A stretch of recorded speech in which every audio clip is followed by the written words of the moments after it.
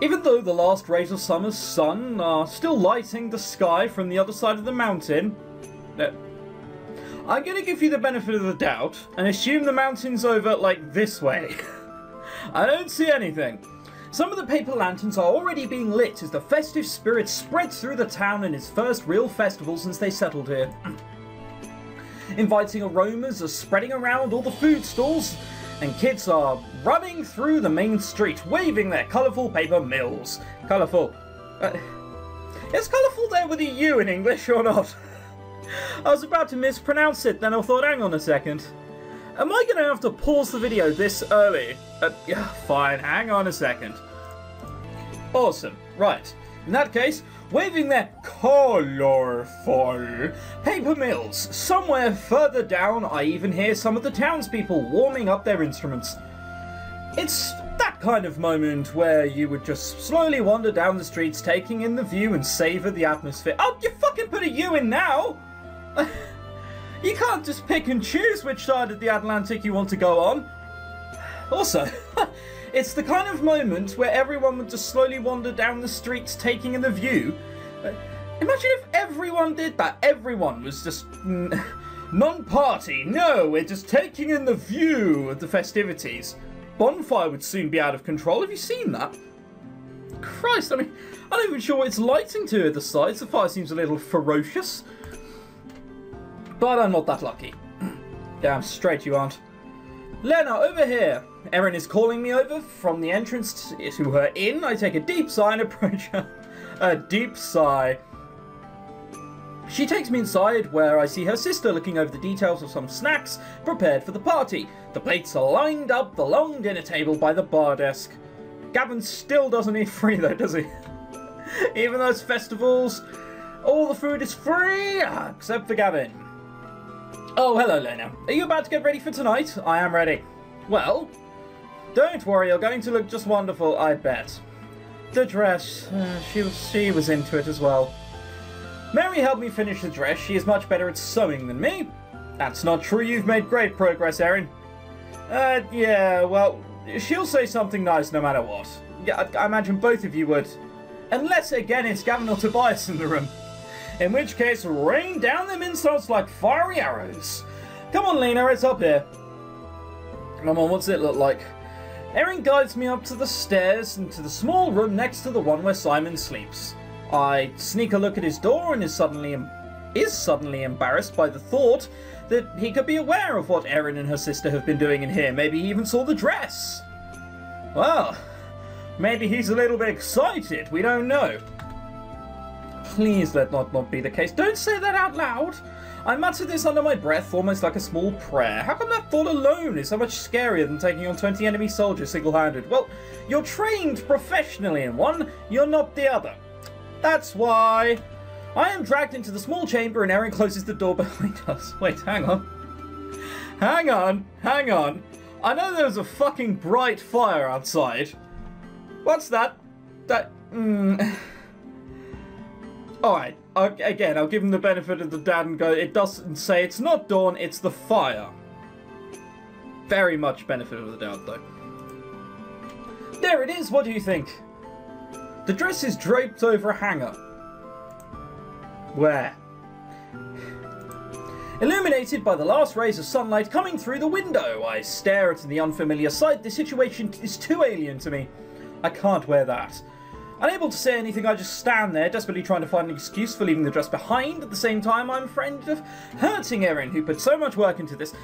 We weren't the ones who asked for it! Like, hang on! I call bullshit! What's this about? Jesus. Come on, try it on. I'm pretty sure it fits. You'll look great. There is nothing I can do. This battle was already lost from the start. What am I going to look like? Are they just not going to show me? Did I skip something there? No, I didn't. When we leave the inn, it has already grown much darker than we first entered. Even the lanterns are more lit, and the main street is even livelier. The table set up outside the inn is already occupied by a few of the townspeople, and Erin is busy bringing out the food and snacks in their stall. Again, like... Where are the townspeople, for fuck's sake? This is a good game, but I don't like it when visual novels in general do this. So many things were happening outside. We're not going to show you them, but so many things were happening.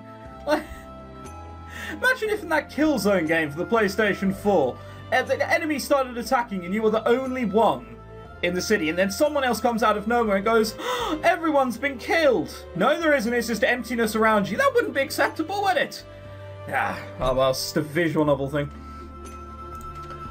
Oh my, you really are quite a side laner. I'm unsure about this. Thank you. Well, you did a good job on the dress.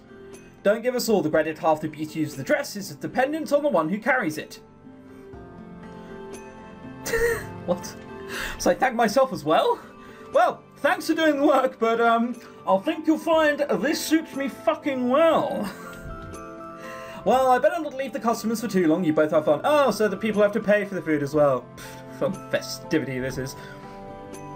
We will. I'll be back to switch places with you later. So wait, they crafted me a beautiful dress, yet they're still in their sort of like farmer girl outfits. Don't worry too much about that, Mary. I'll be fine. Just take the time you need. Mary smiles thankfully at her sister, and we leave the inn behind.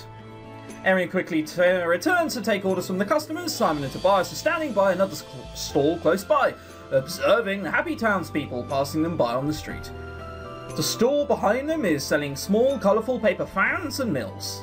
What an unusual sight. Quite. Simon smiles as we approach them. What does Tobias do? Look away awkwardly? He's very good at doing that. She looks lovely, doesn't she? I'm sure she will be popular tonight. Jesus Christ. Objectifying for the win! I decide to ignore Mary's chatter and act like nothing. Having Simon see me like this is so awkward. Well, awkward is definitely the word. Not embarrassing, is it? No, it's awkward. So, having fun. The town looks very lovely. I was about to say lonely. Lovely. Everyone has been working hard. I guess. Tobias looks away in a displeased manner. He looks uncomfortable in the middle of all this excitement. You don't sound very excited. I still think this is unnecessary waste of time and resources. Oh, you think? Holding a party when this place is no safer than it was before? People are acting like our problems aren't there anymore. Yeah. Are you just going to speak exclusively in rhyme? Come on, stop being so bitter or I'll fetch you a lime. Well, I tried. Mary just smiles warmly at Tobias as she listens to his complaints. Oh, look at him complaining again. Oh! Is that so bad, having fun for just one night, pretending for just a little while that everything will be alright? I'm sure the chief wouldn't have objected against something so beautiful. Is it true that... It is true that people need a break from time to time where they can forget their problems. This is a good thing. Tobias doesn't answer but still looks annoyed. Here he is. That alone I take as a sign that he can't be completely against this after all. See, forget all that for tonight and have fun. My date hasn't arrived yet, so why don't you accompany me for the first dance? Damn, girls are harsh in this region. Hey, well, I'll go with you to the ball. Well, you're 5 seconds late. I'm dancing with someone else. He's gonna say no. What? I don't know. I'm not interested. Come on, it'll be fun. Her face lights up like a gentle warm sun as she takes Tobias by the arm. She seems so perfect. Tobias is dragged along helplessly and I can't help but smile a little. She seems so perfect. Out of the corner of my eye, I see Simon looking after them as well, his expression distant and serious as if something is bothering him. Don't know, looks like he wants to ask me out. Although I'm having trouble seeing at the moment. Just before I started recording, I brushed all my hair back. And it's beautiful. I look like the Fonz, but where it's not used to this, it keeps flicking back over my eyes. I keep missing words here and there. Oh Lord, sir, is something wrong? He looks up and smiles. How unreal to hear you address me in such a way when looking like that. My cheeks heat up in embarrassment and I look away. Don't say that, I'm afraid you won't be able to look at me the same anymore. Yes, I'm afraid so as well. You're not supposed to say that. Now. Is he joking? I wish you'd stop that and let us talk like we always do. This is awkward. Is he joking? No, he's being serious. Even in 20 years, once you've started slaying everyone, she will still be there. It's just like, oh, she looked pretty in a dress. But no, it's nothing. Don't worry about me. If you say so. This is a pause where none of us say anything. Yes, it's because you're not questioning him. He's doing that hinting thing. I look around and spot Erin by the tables lined up outside the inn. She's serving up some of the townspeople sitting there. When she notices me, she stretches out her arm and waves gingerly. Huh? What is it? Oh, it's Erin. We walk to her table as Erin is on her way back from serving the customers. Hello, Lena. Simon. Oh, that dress really does look good on you. It's perfect for this occasion. Why would you say this now? You saw me in it before. I wish you'd stop pointing it out, especially when Simon is here. I try to change the topic. Why can't they just show us the dress? I don't know whether I look like fucking Wonder Woman or... who else do I know who wears dress? Doris Day? And, who else wears dresses? Or a fairy tale? Snow White! There you are, that'll do. I've been playing The Wolf Among Us recently, that'll do. How is business tonight? Can you handle it on your own? It's going really well. People are enjoying the food so far. I'm afraid we'll run out soon without Mary, though. Erin glances towards the sound of the band. I follow her gaze and catch a glimpse of Mary dancing with her date. They look like they're having fun. That's right, you begrudged them that opportunity. Do you want to dance with someone too? Huh? Oh, not at all. I'm sure. She waves her hands in denial at my question. Well, I'd better get back to work. What about you two? Want to taste our menu? She makes a gesture towards the table where several customers are already seated, talking and listening to the music. Yeah, sorry, maybe later. Simon scratches his chin up apologetically. Don't hold yourselves back, though. Excuse me. Where are you going? I guess he feels uncomfortable mingling too much. What? The inhabitants here. Inhabitants. He makes a short bow and turns around to leave. Bow. Right, okay.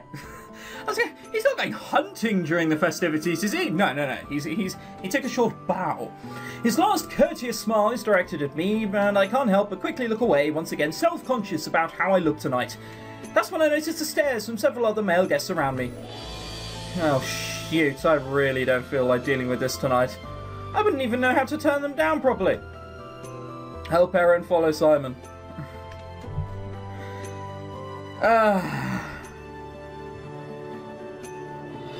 The problem is, obviously I know there's romance in this game, because it's taken a while to manifest. People have drawn their own conclusions. Some people think I'm on Tobias's path, which, as you can see, I'm not. But I was thinking, right, let's just go with Simon, simple, sensible choice. And as you just get to know him, he becomes more and more dull. Like, he's so dull. He hasn't shown anything of interest whatsoever. Tobias is a twat, alright? We can put it that way. Gavin, there's a fine line between funny and being a twat, and he's definitely on the... narrowly, but he's definitely on the twat side of the scale. And that kind of only leaves Erin left. And Erin is way too over-the-top optimistic.